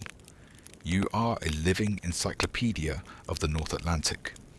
Your mind is a map, drawn not with ink, but with 1,000 tiny observations, 1,000 voyages, and the collected wisdom of your ancestors, who first dared to sail these waters. Your tools are brilliant, but your greatest navigational instrument is your own keen, experienced, and ever-watchful eye. After nearly 3 weeks at sea, a palpable change occurs. The crew is weary, the settlers are weak, and the supplies of food and fresh water are running dangerously low.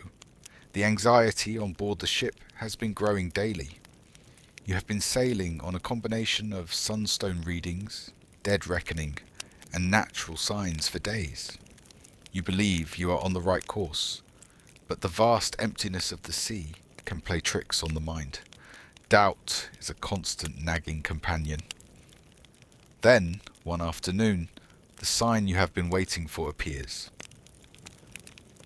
A sailor, perched high on the mast as a lookout, lets out a wild, exultant shout. He is pointing, not at the horizon, but up into the sky.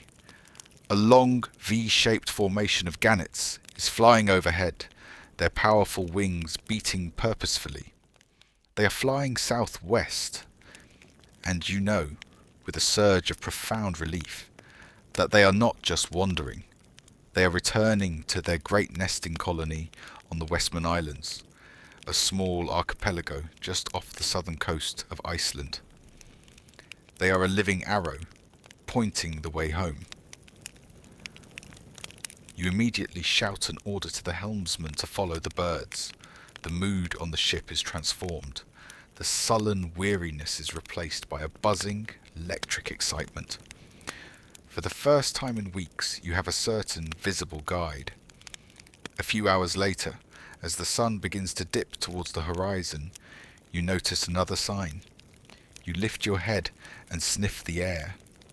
It is no longer the clean, sterile, salty smell of the open ocean. There is something else in it. A faint, almost imperceptible scent of damp earth, of grass, of livestock. It is the smell of land. A chorus of shouts goes up from the crew who have smelled it too. Everyone is now crowded at the ship's rail, their eyes straining, scanning the western horizon. And then you see it. It is not much at first, just a dark, low smudge, a deeper grey against the grey of the sea and sky, so faint you think it might be a trick of the light. But it does not disappear. It grows. It takes on a shape, the unmistakable silhouette of distant snow-capped mountains. A cheer, a raw, primal roar of pure joy and relief, erupts from the ship. It is the coast of Iceland. The dark smudge on the horizon solidifies into the magnificent and intimidating coastline of Iceland. It is a landscape born of ice and fire, a line of black volcanic beaches, jagged cliffs, and, rising behind them, the vast white domes of the great glaciers. To the settlers, who have known only the gentle green hills of Norway, it is a sight of awesome, terrifying beauty. To you, and to the weary crew, it is the most beautiful sight in the world. It is home. The atmosphere on the Knarraj is one of pure, unadulterated joy. The weeks of misery, of fear, of cold and hunger are forgotten in an instant. People are laughing, embracing, some are even weeping with relief. You have done it. You have guided this small, fragile vessel and its cargo of souls across 1,000 miles of the world's most dangerous ocean. You have faced the disorienting grey terror of the Hafsvilla, and you have won. You have proven yourself a true master of the sea road. You recognize the landmarks now, the sharp peak of a coastal volcano, the shape of a particular fjord. You guide the ship with a new confidence, no longer relying on the subtle hints of the sun and the birds, but on the clear, unambiguous testimony of the land itself. As you steer the ship into the familiar, sheltered waters of your home fjord, the feeling of relief is so profound it is almost a physical weight. The immense burden of responsibility, which you have carried on your shoulders for nearly a month, finally lifts. The people from your settlement are running down to the shore, waving and shouting greetings. You have brought them friends, relatives, vital supplies, and new members for their small, precarious community on the edge of the known world. You are not a warrior returning with plunder from a raid, your deeds to be sung by poets in the great hall. Your victory is a quieter, more fundamental one. You have battled the great chaotic emptiness of the sea, the ultimate enemy of your people. And with your knowledge, your courage, and your simple, ingenious tools, you have brought your people safely home.